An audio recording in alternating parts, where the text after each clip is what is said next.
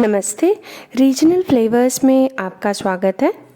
वैसे तो तहरी आपने बहुत बार खाई होगी, लेकिन एक बार आप मेरे स्टाइल से ये काले चने वाली तहरी बनाकर देखिए। आपको इस तहरी से प्यार हो जाएगा।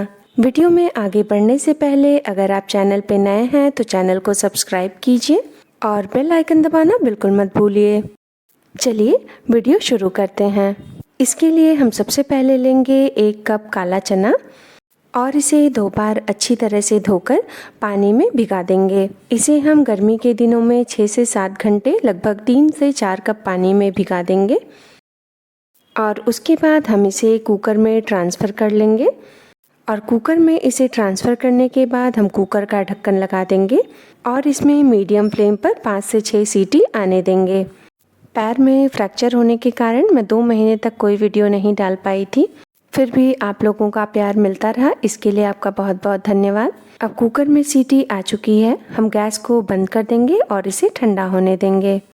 जब तक कुकर ठंडा हो रहा है तब तक मैंने 2 मीडियम साइज़ की प्याज को रफली काट लिया है और 8 से 10 लहसुन की कलियां, 3 हरी मिर्च और 1 इंच अदरक का टुकड़ा ले लिया है। अब इसे हम एक ग्राइंडिंग जार में ट्रांसफ़र कर लेंगे और इसे महीन पीस लेंगे। आप चाहें तो मिर्च की क्वांटिटी अपने हिसाब से कम या ज़्यादा कर सकते हैं। जब तक मैं इसका पेस्ट बना रही हूँ तब तक अगर आप चैनल पे नए हैं तो चैनल को सब्सक्राइब कर लीजिए। खड़े मसालों में मैंने लिया है 2 तेज पत्ता, 3 काली मिर्च, 2 लौंग, 1 छोटी चम्मच जीरा और 1/4 चम्मच हींग। अब हम लेंगे एक कढ़ाई और उसमें डालेंगे 1/4 कप सरसों का तेल। सरसों के तेल को मीडियम फ्लेम पर हम गर्म कर लेंगे। तेल के गर्म होने पर हमने जो खड़े मसाले निकाल के रखे थे उसे हम कढ़ाई में डाल देंगे और इन्हें अच्छी तरह से भून लेंगे। और खड़े मसालों के भुनने के बाद हमने जो पेस्ट पीस कर तैयार किया था उसे हम कढ़ाई में डाल देंगे।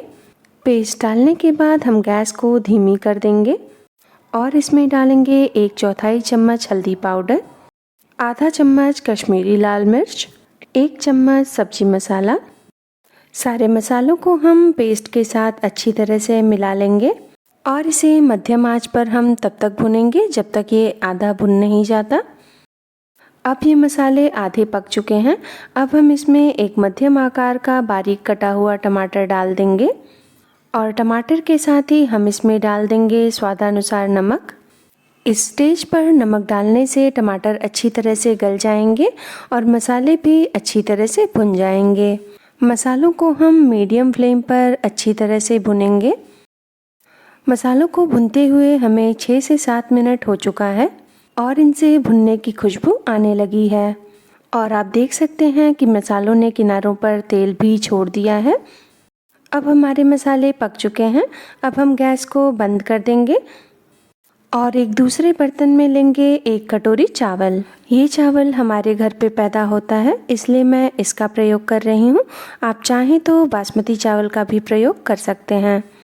चावल को एक गहरे बर्तन में डालने के बाद हम इसे 2 बार अच्छी तरह से धो लेंगे और फिर इसमें उसी कटोरी से 1.5 कटोरी पानी डालकर हम इसे 15 मिनट के लिए भिगाकर रख देंगे। चावल जब तक भीग रहे हैं तब तक हम कुकर को खोलकर देखेंगे कि चने हो गए हैं या नहीं। अब मैंने कुकर का ढक्कन खोल लिया है। हम एक चम्मच या फोर्क लेकर चने को कुकर से निकाल लेंगे और उसे उंगलियों के बीच दबाकर देखेंगे कि ये हो गया है या नहीं। और ये देखिए चना अच्छी तरह से पक चुका है और मैंने इसे छान लिया है। जिस कढ़ाई में हमने मसाला भुनकर तैयार किया था उसमें हम डालेंगे आधी कटोरी पानी और मसालों को पानी के साथ अच्छी तरह से घोल देंगे। मसालों को घोलने के बाद हम इसे कुकर में ट्रांसफ़र कर देंगे। मसालों को कुकर में ट्रांसफ़र करने के बाद हम इसे थोड़ा सा चला लेंगे ताकि इनका पानी थोड़ा सूख जाए और उसके बाद हम इसमें डाल देंगे उबले हुए चने। मसालों को हम मीडियम फ्लेम पर चने के साथ 2 से 3 मिनट के लिए भून लेंगे ताकि मसालों का स्वाद चने में भी अच्छी तरह से मिल जाए।